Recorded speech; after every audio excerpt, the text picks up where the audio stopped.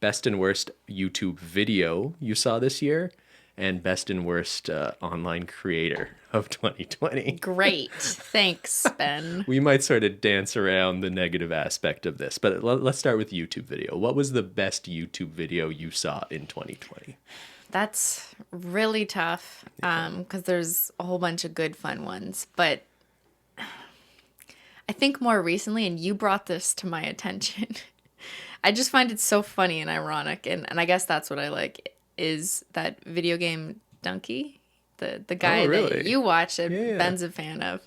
He recently did a thing where he was basically making fun of other gamers who didn't put much effort into their content anymore, and said, that's all I'm going to do this week. We're going to do Minecraft Mondays. Among Us Thursdays. And he was just like, it was a joke, but then he actually did it, and he made them like super short and like not good on purpose. Yeah, Drama Mondays. But it worked, and all of a sudden he has far more views on those videos. Yeah, so there's kind of a double edge to this, right? He proved a point. Yeah. But he also got a lot of success and made some interesting, ironic content. So maybe some context for people. He came out with a video, said, I'm not making good content anymore. Yeah. And yeah, I think he has a pretty good point that when you look at someone like him puts a lot of effort into their videos historically. You could tell, like, he'll play a video game for 100 hours and then condense that down to like an 8-minute video that is very creatively edited, and you can tell some thought and effort went into the writing and scripting of it. And it must be so frustrating for someone like that to see a lot of popular streamers who just upload content every day of them just playing a game and reacting very loudly to it. And that's what a lot of like gaming content kind of is, and to see those people being way more successful than people putting a lot of effort into videos. I agree with this argument, but there's something I actually kind of reject about this criticism in a way, as much as I like the guy, in that this isn't a zero-sum game, you know? Like, this is kind of like someone who makes like a really good TV show that does well and gets good ratings and critics love it, complaining that The Big Bang Theory is the most popular TV show on television. Like, people watching dummies enjoying The Big Bang Theory isn't preventing people from enjoying your HBO miniseries that is really well done. You know what I mean? I mean, I think he understands that. He's just being funny.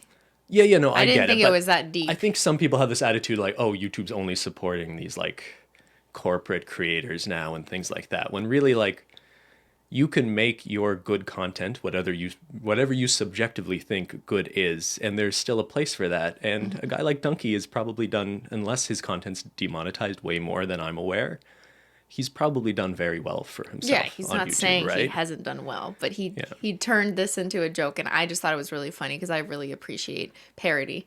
It's something I used to do a lot of in the past, like with Troom Troom videos, and we would parody the dumb Troom Troom shit sometimes. So I liked that series, I guess, of videos. I think he's still doing it. Is he I still think he's keeping up the joke, like, that is funny. It's ironic. It's sarcastic. And I guess that's my favorite I'm style. not disagreeing. I'm just, maybe I'm playing devil's advocate a bit. I'm a huge fan of that guy. Yeah. And I thought it was pretty brilliant what he did there, too. It's a good answer. What's your most favorite YouTube video? I guess I kind of have two answers. One is I fell down this rabbit hole of watching this guy called Jaume NYC. Is that the guy who I think I showed a few clips. Multiple languages? So there's this like young, very white looking generic dude in New York who is, there's a word for people who are like really good at learning languages. Polyglot. Polyglot? Yeah. Yeah. And so he'll learn like Mandarin and Taiwanese and like more uncommon dialects like Fujianese. And then he'll walk into like a really authentic restaurants in some area of Chinatown. And he walks in like he's just going to be the white tourist who's asking for like the General Tao's chicken. But then he just starts speaking like their native dialects to them. And you see the reactions of these people just being amazed that this white dude can talk to them. And it's kind of like almost like subtly inspiring in the way that like the language barrier being broken down can bring people together. But it's more just fascinating from the sense of just seeing it's like a lighthearted like prank video almost in a way, because they're like having these reactions like, I can't believe this guy's talking to me. Yeah, it's feel good prank. Yeah. If you want to call it a prank, it's not really a prank. Like So- he actually can speak the language. I guess that's kind of a cheat of an answer because it's not like a single video. If I had to just pick like one video I enjoyed, I think this year Mark Rober came out with that squirrel video, right? That went viral. And I think that's a good example of like the kind of content that can still be successful on YouTube that isn't super corporate and backed by a bunch of sponsors. It's just, I mean, obviously he has a lot of support and success, but it's just some engineer in his backyard decides one day he wants to feed some birds. He realizes squirrels are he's stealing all the bird food. So he comes up with a clever way of building an obstacle course to see how clever squirrels can be in terms of getting the bird food. And it's like he basically builds an obstacle course, like a Ninja Warrior style course for squirrels. And like, he's a brilliant guy. He's like, he used to work for NASA, right? Like, so he's a really intelligent, like he's an engineer, right? But it's kind of like an amazing, it's the kind of content you want to still see being successful on YouTube, a kind of DIY spirit to it, even if he's a guy with a lot of means and education and background in it. Yeah, that's my best. So who's your worst? Worst video? The worst YouTube video you saw in 2020. I mean, usually the answer to this, people will just say rewind, which I always thought was kind of unfair, you know? Like, I think people always had these expectations that rewind could be something it wasn't. But YouTube But there didn't was make no, a rewind. there was no rewind this You're year. like, did I miss something? Well, like, what's the upside to it? And this year just would have been really hard to do anything. Maybe the answer is that music. Okay, let's not go there. All right, maybe we should just skip to the next category. Next question. Okay, creator. Best and worst creator of the year, Cristine. That's not fair. Okay, we could just do the best for this one if you don't want to be mean. Hold on, let me check my notes. I mean, I do have an answer for worst, actually. Oh, do you? Okay, this should be interesting. It is any and all creators who were irresponsible this year and did things that were against public health guidance and that I believe have now poorly influenced their followers and also demonstrated big acts of privilege. All of which things that I don't like. I don't like them. No, I think that's a very reasonable answer, and that's not one we have to dance around. People who were... And here's the thing, I can't even pinpoint one or two people because it's been dozens. It's been dozens of YouTubers or online creators who've been doing this. So That's a good point, right? It would be easy to just be like, Jake Paul kind of became the face of it for a while because... yeah, but that wouldn't be fair because there's so many more people now No, but like he was quoted in articles basically saying he doesn't basically promoting like that it's a hoax, right? Which is Yeah. just like the height of irresponsibility. But I agree with you, like that's like the obvious worst example maybe, but then there's a ton of really popular people who have still been doing collabs, still going to birthday parties with tons of people there. Still hosting despite how Christmas bad parties. things have been in LA specifically too. Like Yeah.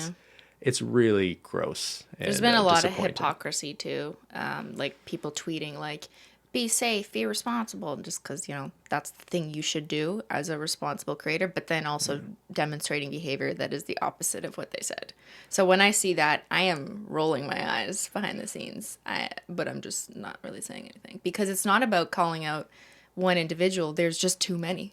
There is really just too many. So I feel like I was talking about this with my coworkers actually because I just feel so disappointed and the fact that I am connected to my YouTube peers just by nature of being on the same platform. Like I'm a YouTuber, they're a YouTuber. And sometimes when YouTubers do bad things, you know, it reflects poorly on you because you are also of that breed you or get a in bit of that that industry. stink as well. And so I feel like secondhand embarrassment that there's other people, like huge people on this platform doing that. Yeah. No, I think that's a totally fair and not at all petty answer without singling people out. If you want to start in a negative aspect, I could kind of similarly think this was a big year for politics, right? It was an election year in the States. And I noticed more than ever, I guess because I watch some political content, especially this year, how much awful political commentary there is on YouTube. And I think it's a healthy thing for YouTube to be a space to find a diversity of viewpoints and healthy political discourse. That I don't at all want to say like YouTube should be censoring things or anything like that. But I think what I realized is there's a lot of, I guess people call them grifters. There's a lot of people who make content that are purely just leveraging people's heightened emotions and the divisions in the country to their benefit to just get more views and more money, even when I don't think they even really believe what they're saying. So you'll have people who really pump out a lot of content about how awful woke people are, and they'll just like make fun of SJWs. And this has been a thing on YouTube for a while. I guess just a lot of it was really, I was shocked at how much of it was ending up on my recommended feed this year. Yeah. And it occurred to me, I don't think it's unfair to say, I think a lot of these people don't really even believe the arguments they're making or the criticisms they're making of these people. They just know it's going to play well, even though it is hurting your democracy. Who cares? I just want to make content that's going to get millions of views where I make fun of people for their political beliefs and further divide people. But I don't care about that. I'm just going to make money off of my YouTube videos. There's definitely been a lot of selfishness and greed that I've noticed. Exactly like what you just said is another example this year. That and people, partying, collabing, showing their privilege. But yes. Okay, anyways, let's get off the negative train. I'm just angry.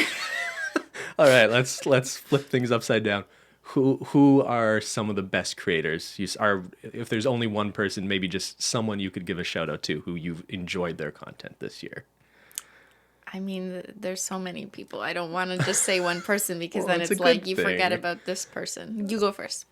Okay, I'll say GB ASMR. Mm-hmm. So you know this, right? Because I'll often watch it at night, and I've only recently gotten into this. And here's the thing: people talk about like, oh, I get tingles and ASMR makes me feel good. I don't get that at all. But this has been I have found this to be a very stressful year for a lot of like personal and professional reasons, a lot of things going on behind the scenes. And I've just felt like I've been very high strung. And I've found lately that it just helps at night to have someone whisper to me. And does that sound weird?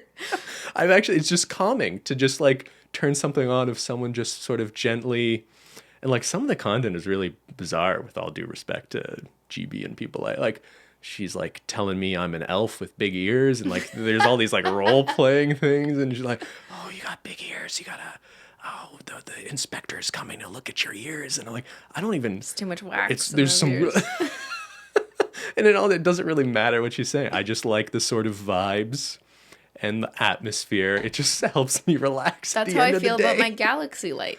See, everyone has something that helps them relax. Okay. That's good. Okay, so there's my answer. Come on, you must have. Someone whose content you've watched this year and enjoyed? Okay, this year I've been watching a lot of fitness content. Okay. I guess. Stephanie Buttermore. Yeah. I really like her. I also like Natasha Ocean. I don't know, it's French. Sure. Maybe. But yeah, like there's just a lot of people I've been watching this year, a little bit more in the fitness and health domain, because that's what I'm into. And it's probably something you wouldn't expect I'd be watching. I feel like people would expect me to watch, I don't know, Troom or like nail videos or something. I don't think they'd expect that. But like, yeah, I watch stuff outside of that. And this year in particular has been watching more fitness stuff, which has been kind of inspiring and just like cool to hear and good to get techniques. And like kept you motivated this year? Motivated, but also like practical advice, because I haven't seen a trainer or had a trainer since pre-lockdown. So I'm kind of alone on my own in my gym basement trying to figure it out, and watching some YouTube videos of people who have figured it out how to do this at home has like helped me.